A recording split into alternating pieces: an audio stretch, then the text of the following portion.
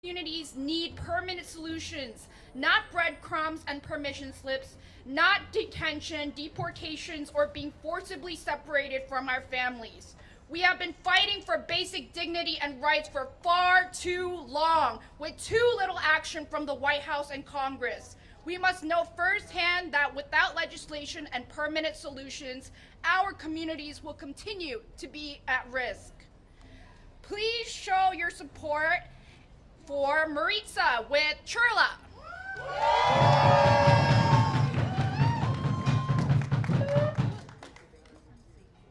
Buenas tardes todos, good afternoon. Thank you all for being here. My name is Maritza Gutierrez Ramos, mi nombre es Maritza y estoy aquí representando a Chirla. Soy una beneficiaria de DACA. Soy la hija mayor de dos padres inmigrantes que inmigraron aquí de México. Cuando yo vine a este país tenía tan solo 11 meses. Ahora soy madre de una niña de 2 años. Y desde los 11 meses, mis padres y yo, mis padres tienen más de 30 años en este país sin un estatus migratorio legal. Aún así, sin ser ciudadanos, ellos han salido adelante. No ha sido fácil, pero Dios no nos ha abandonado.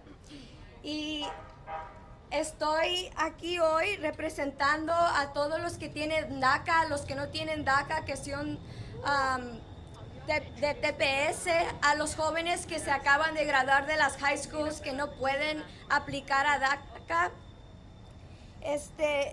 Estoy peleando aquí por una reforma migratoria y una renovación para el registro. Desde el año 1986 no ha habido una reforma migratoria y es tiempo que haya un cambio. Para mí, DACA vino a mi vida en el momento perfecto, me ha abrido muchas puertas. Gracias a DACA yo he podido ir a la universidad. Me gradué de la Universidad de Santa Cruz, California. Estudié ley y estoy muy agradecida por este programa porque me ha brindado muchas oportunidades. Pero a la misma vez me ha dado mucha ansiedad porque este programa ha sido atacado por los políticos. Los congresistas nos usan este programa, DACA, lo usan como ficha para su agenda política y nuestras vidas no son un juego. Necesitamos algo permanente, no algo temporal que tenemos que estar renovando cada 2 años.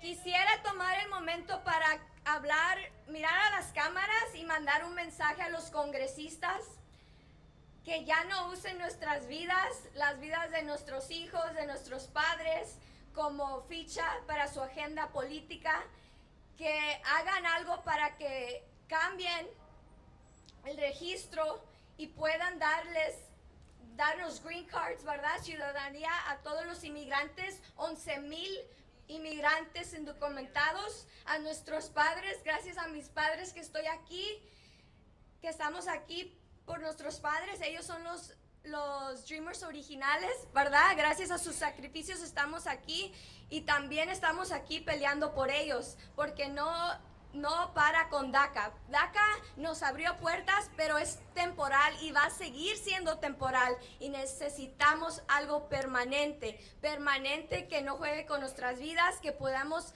planear nuestras vidas sin mucha incertidumbre. Yo quisiera seguir mis estudios y obtener una maestría en psicología, pero no puedo aquí en este estado de Texas. Me moví de California a Texas hace 2 años y lamentablemente Texas es el estado que menos apoya a los Dreamers, pero de todos modos estamos aquí luchando y vamos a seguir luchando y tengo fe en Dios que con la fuerza de todos y con nuestros congresistas vamos a poder hacer un cambio que nos proteja a nosotros y a nuestras familias. Gracias a todos.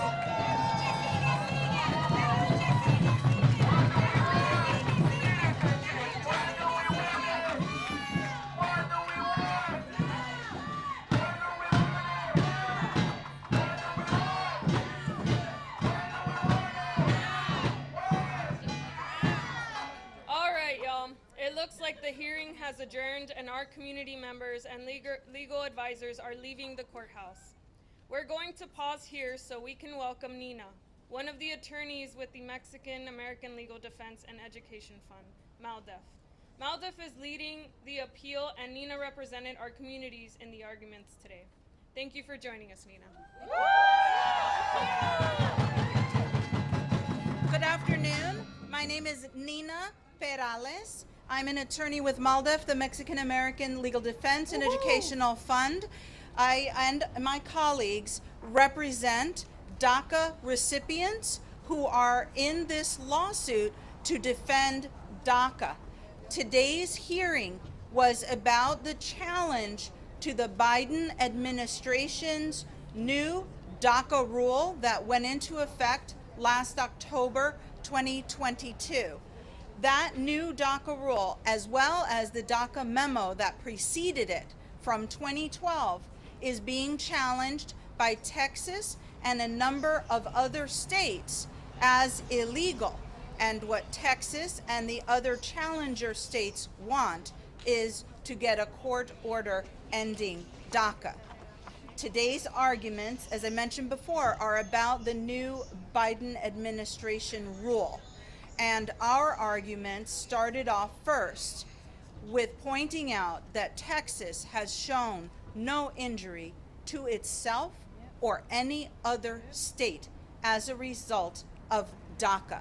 In fact, DACA recipients contribute and create benefits to every state in which they live. And because Texas and no other state has traced $1 of injury or any other type of harm to themselves, this case should not be in court at all. Texas and the other states lack standing to sue, and we should not be in court at all having to defend DACA.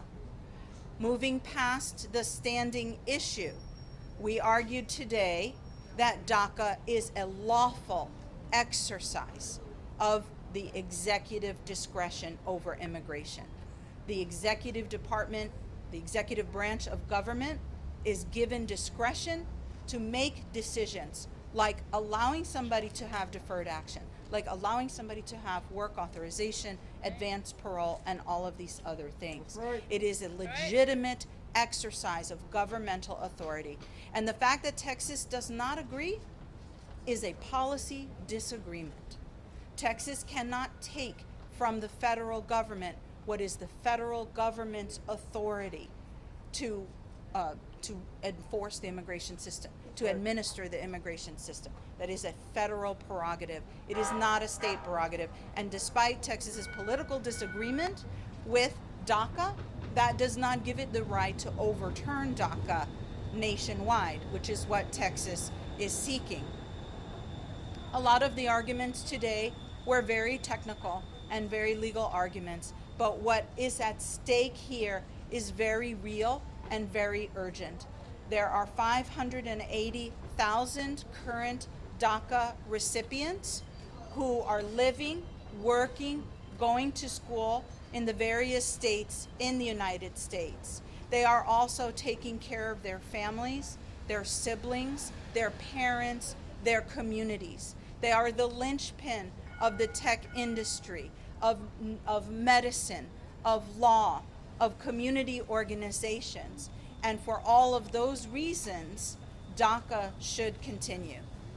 Thank you very much. We're going to have a few comments in Spanish similar from Samantha Serna Uribe, who is also an attorney with MALDEF. Buenas tardes tardes, yo me llamo Samantha Serna Uribe, soy una de las abogadas representando a los beneficiarios de DACA que se presentaron argumentos hoy al Judge Hanen sobre el caso que archivó o presentó el Estado de Texas sobre el nuevo regulación o regla del DACA. Hoy Texas pidió que el juez decide que DACA es ilegal.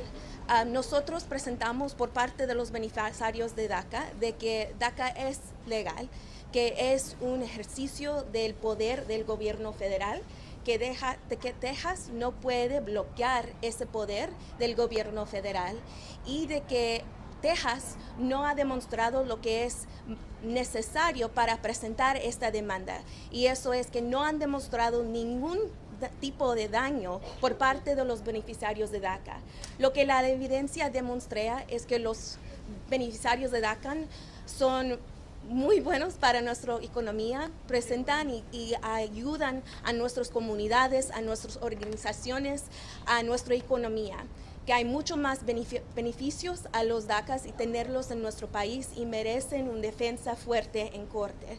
Nosotros presentamos al juez también que los problemas o el daño que es posible con esta decisión es muy importante, que prevenimos el daño que puede causar no nomás a los beneficiarios de DACA, pero también a las comunidades, a las familias, a los hijos que tienen papás y mamás que son beneficiarios de DACA, que es muy importante que el juez niega el caso y no acepta la invitación de Texas de bloquear lo que es legal y lo que es el poder del gobierno federal. Gracias.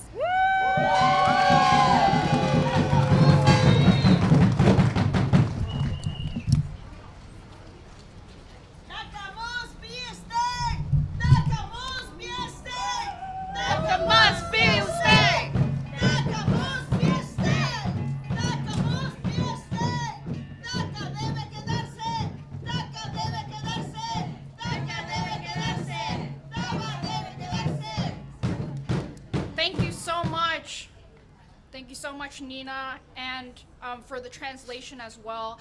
I just want to say it's clear that DACA is not enough for our communities. What's more, members of Congress continue to use fear and threats to divide our communities because they know we are stronger together. We must resist white supremacy culture. We must dismantle white supremacy systems, and we must work together for a future where we can all live safely and thrive. We will now hear from Karina Ruiz, DACA recipient and defendant intervener in Texas versus U.S. here with the Arizona Dream Act Coalition.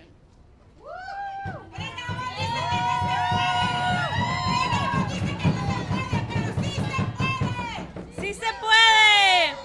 Karina Ruiz, she, her, ella, del Estado de México with Oaxacan roots. Very proud of that. I'm the executive director of the Arizona Dream Act Coalition. I hold in my heart and right now standing in front of you the thousands of dreamers from Arizona. I come to represent them with honor and the dreamers in the nation. I'm a mother of three, and yes, I was a high school student once, but now I am a grandmother of three as well. I became a grandma waiting for the DREAM Act and waiting for an immigration reform that would give the pathway to citizenship to my parents. As mentioned prior, the ones that dream of a better life first.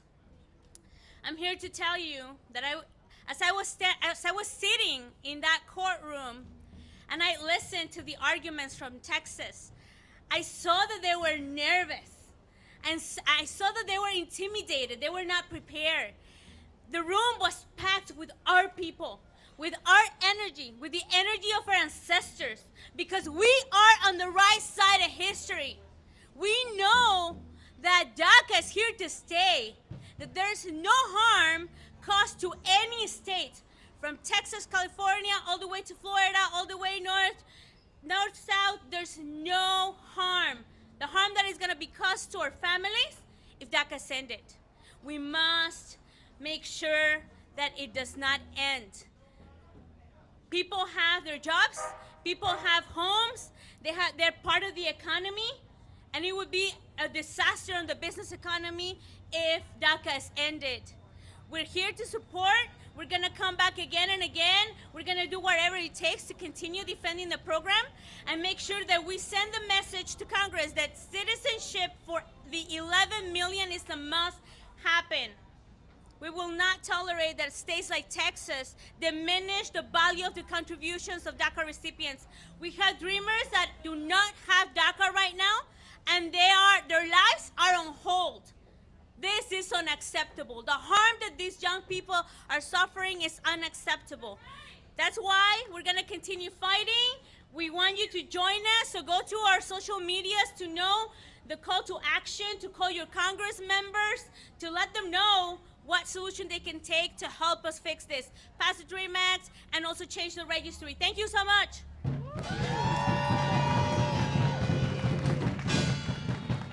Thank you so much for your candor and vulnerability, Karina. Today's hearings highlight the constant attack our communities are under without permanent protections. Here with Fiel is Cesar. Give it up. So thank you for having me today. I am proud and honored to stand with you all today. I come to you as a dreamer, as a DACA recipient. Been here for way more than I should mention in public. We've been here for more than 30 years. I am also the son of a U.S. Citizen son, and I don't want my son to grow with the same fear that I grew up, which is not knowing if dad is going to come home at night. So I'm fighting for him, but I'm also fighting. Many people have asked us, to when are you guys going to be here? To when are you going to give up the fight?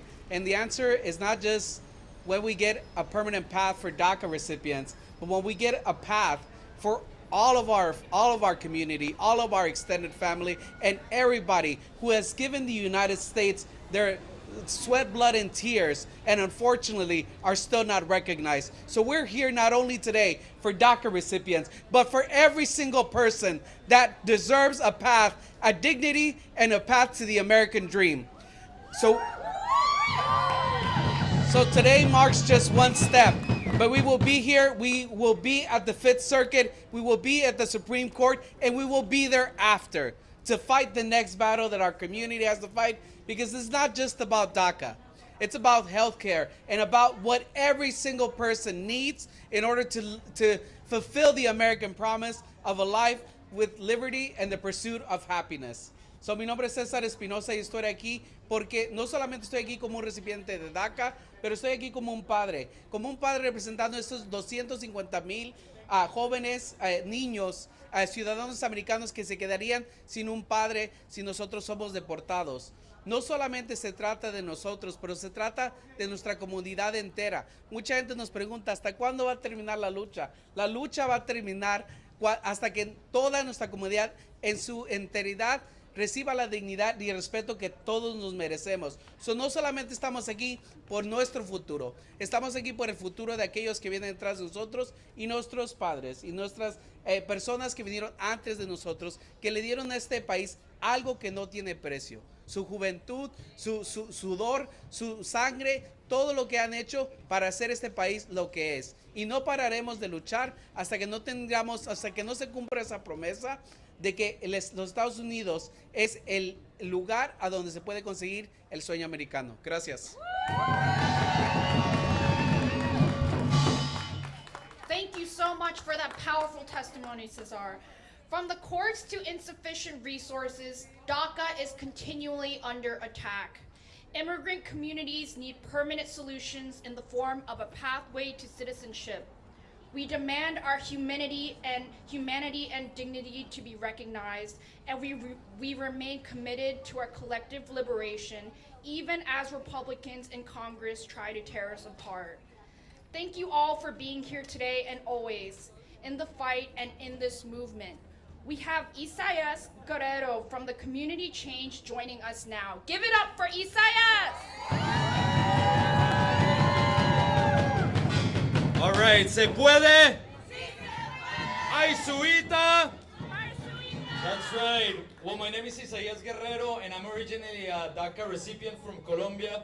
I've been in this country for 23 years, and I work for Community Change, which is a group that fights for the dignity and the betterment of not only immigrants, but just low-income and working-class people all across the United States. What I'm here to share is just that DACA is about democracy. How many of us were able to join the walkers from Miami to DC, did hunger strikes in 2010, were 20 days without eating, and finally that gave the product of DACA, that was the child of a movement that took tactics from the civil rights movement and has been able to provide to so many of us an opportunity to have a better life. I am now 38 years old, and I am a homeowner, and I've been able to put some deep roots in this country, supported 4 of my US citizen family members, and have been able to call this country another part of my home. So today, as we fight for democracy, we've heard some beautiful arguments by the Maldev team, who said that DACA is legal and DACA is here to stay. DACA is here to stay.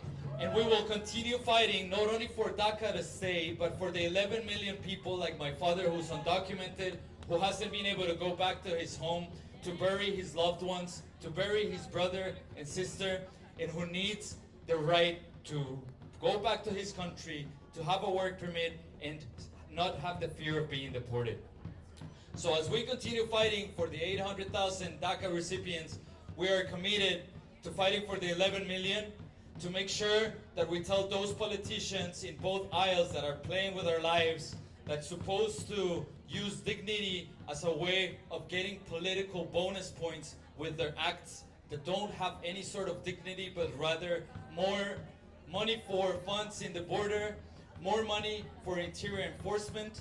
We tell those politicians that they do not represent democracy, that they need to listen to our communities who are saying registry right now and citizenship for the 11 million now. So that's what I'm here to say. That's what we are here as a community. We're fighting for democracy for the 11 million and for our better country for everyone. Thank you so much. Just one thing, I did want to recognize Victor. Victor, say hello.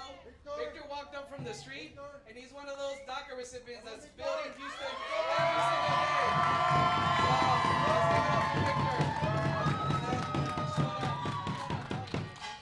Thank you for everything that you do, Victor. And then we want to say, to close out, we want to say, Alrighty, thank y'all so much for y'all's wonderful energy. Today's hearing has ended, and we thank you all for showing up and showing out. We know that we are stronger together. Isn't that right?